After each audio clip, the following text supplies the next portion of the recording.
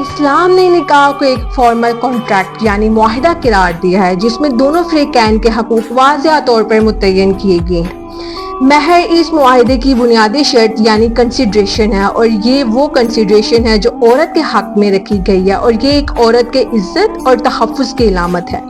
مہر دو قسم کا ہوتا ہے۔ فرسٹ مہر معجل جسے پرومپٹ مہر کہا جاتا ہے اور یہ نکاح کے وقت فوری طور پر ادا کیا جاتا ہے۔ سیکنڈ مہر موجل جسے ڈیفرڈ مہر کہا جاتا ہے اور وہ مہر جو طلاق یا شوہر کی وفات کی صورت میں ادا کیا جاتا ہے۔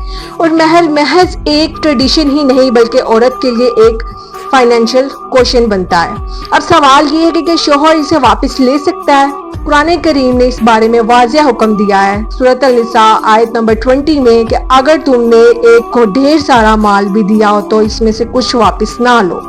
یہ عورت کے لیے ایک پروٹیکشن کلوز ہے۔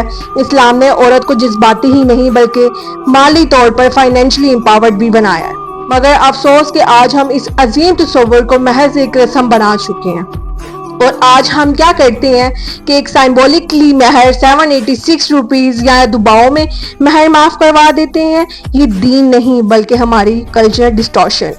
حقیقت یہ ہے کہ مہر عورت کی قدر ہے، اس کا حق ہے، اور اسے رسم نہیں بلکہ ذمہ داری سمجھ کر ادا کرنا چاہیے۔ اب اگر عورت کو مہر ادا نہیں کیا جاتا تو اس صورت میں اس عورت کے پاس جو وائف ہے اس کے پاس لیگل ریمیڈی کیا ہوتی ہے؟ مہر ادا نہ کیا جائے تو بیوی کے پاس مکمل قانونی حق موجود ہوتا ہے کہ وہ فیملی کورٹ میں دعویٰ دائر کرے کہ مہر کو بطور قرض وصول کرے۔ اگر مہر معجل ادا نہ ہو تو بیوی کو یہ حق بھی حاصل ہے کہ وہ شوہر کے ساتھ رہنے سے انکار کرے جب تک مہر ادا نہ کیا جائے۔ عدالت اگر بیوی کے حق میں فیصلہ دیتی ہے تو اس پر عمل درآمد کرنے کے لیے شوہر کی تنخواہ یا جائیداد ضبط کی جا سکتی ہے۔ اس طرح اگر شوہر وفات پا جائے تو مہر اس کے ترکہ میں سے وراثت کی تقسیم سے پہلے ادا کیا جا سکتا ہے۔ اس طرح مہر کی ادائیگی شوہر پر ایک لازمی اور قانونی ذمہ داری ہے، اور اس کی عدم ادائیگی پر بیوی کو مکمل قانونی تحفظ حاصل ہوتا ہے۔ فقہ کے مطابق مہر نکاح کے ساتھ لازم ہو جاتا ہے۔ یہ شوہر پر قرض ہوتا ہے، عورت اسے قانونی طور پر کلیم کر سکتی ہے، طلاق کی صورت میں بھی یہ اس کا حق ہے۔